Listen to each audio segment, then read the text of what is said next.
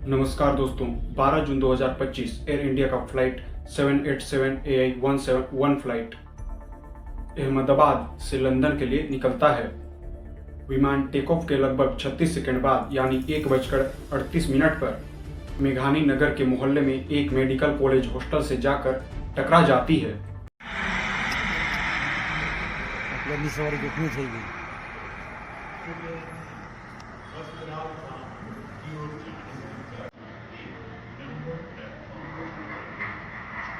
आखिर क्या हुआ होगा कि यह प्लेन 625 फीट की ऊंचाई पर जाकर टकरा जाती है, जबकि इस प्लेन का ऐसा कोई रिकॉर्ड नहीं था।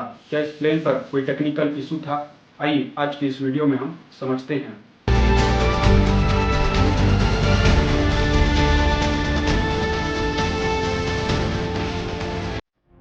जिस फ्लाइट की मैं बात कर रहा हूँ, यह फ्लाइट है AI-171 बोइंग 787 और इस फ्लाइट का सीरियल नंबर है 36279।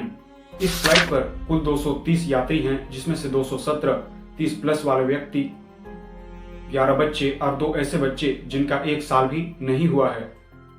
इस विमान पर 2 पायलट होते हैं और 10 फ्लाइट अटेंडेंट्स होते हैं। इस प्रकार कुल यहाँ 242 लोग थे।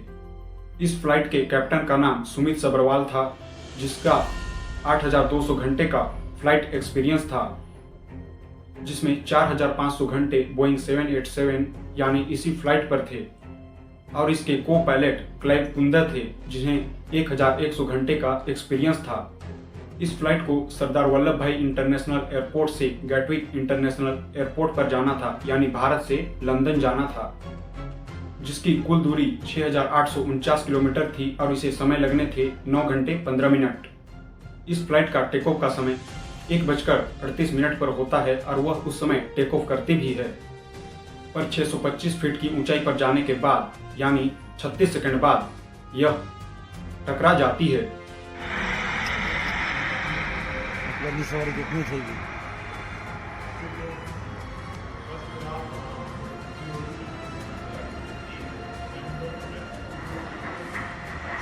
इस प्लेन दुर्घटना में 241 लोगों की जान जाती है, सिर्फ एक व्यक्ति बचता है और यह प्लेन जिस मेडिकल कॉलेज से टकराया था वहां भी 39 से 60 लोगों की मृत्यु हो जाती है।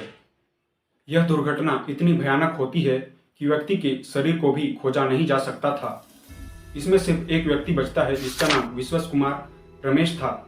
इस व्यक्ति की उम्र 40 वर्ष थी और इसकी सीट 11A थी, जो कि इमरजेंसी एग्जिट के पास थी।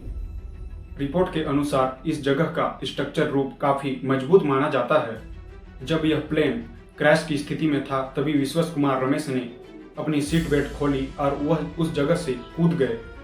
रमेश को भी कुछ चोटें आती हैं। रमेश को सबसे पहले भवन सिंह शेखावत नाम के व्यक्ति ने देखा।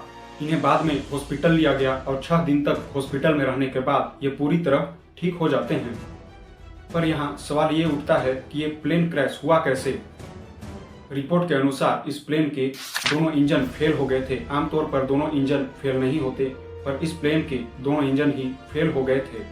DGPA की रिपोर्ट के अनुसार टेक ऑफ थ्रस्ट कटा हुआ हो सकता है, जिससे दोनों इंजन को फ्यूल ही नहीं मिला होगा, जबकि ये इंजन 25 से 30 सेकंड के अंदर ही फेल हो गए थे। इंजन फेल होने पर पायलट ने ATC को मैसेज भी दिया, पर ठीक 6 सेकंड बाद यह प्लेन क्रैश कर जाता है। द गार्डियन की रिपोर्ट के अनुसार यह कहा गया कि टेक ऑफ के बाद भी लैंडिंग गियर खुला हुआ था, जिससे यह ऊंचाइयों को नहीं पकड़ पाया, जिससे प्लेन क्रैश कर गया। orbitsub.com के रिपोर्ट के अनुसार यह बताया गया कि प्लेन के इंजन में पक्षी फंस गए थे, जिसके कारण यह ऊंचाइयों को नहीं पकड़ पाया और प्लेन क्रैश कर गया। इस प्लेन क्रैश की घटना के बाद प्रधानमंत्री नरेंद्र मोदी ने ट्विटर पर लिखा कि यह दिल दहला देने वाली घटना है। मेरी संवेदनाएं हादसे से प्रभावित सभी लोगों के साथ हैं। उन्होंने गृह मंत्री अमित शाह और उड्डयन मंत्री मनोहर नायडू को तुरंत अहमदाबाद भेजा। इसके बाद वे खुद 13 जून को अहमदाबाद आते हैं। वैसे इस तरह के प्लेन हादसे को रोकने के लिए बर्ड डिटेक्शन रडार लगाने चाहिए, जिससे पक्षियों की गति और दिशा का पता लगाया जाता है, जिससे अगर खतरा होता है तो तुरंत प्लेन को लैंडिंग कराया जाता है। डिटेक्शन रडार चारों तरफ के एरिया को स्कैन करता है, जिससे पक्षियों के मूवमेंट का पता लगाया जाता है और खतरा होने पर प्लेन को तुरंत लैंडिंग कराया जाता है। दूसरे नंबर पर AI आधारित सिस्टम लगाने चाहिए, यह इंजन और सेंसर आदि से जुड़ा होता है। यह पहले ही बता देता है कि कौन सा भाग कहाँ फॉल्ट हो चुका है और भी कई चीज़ों को यह पहचान करता है।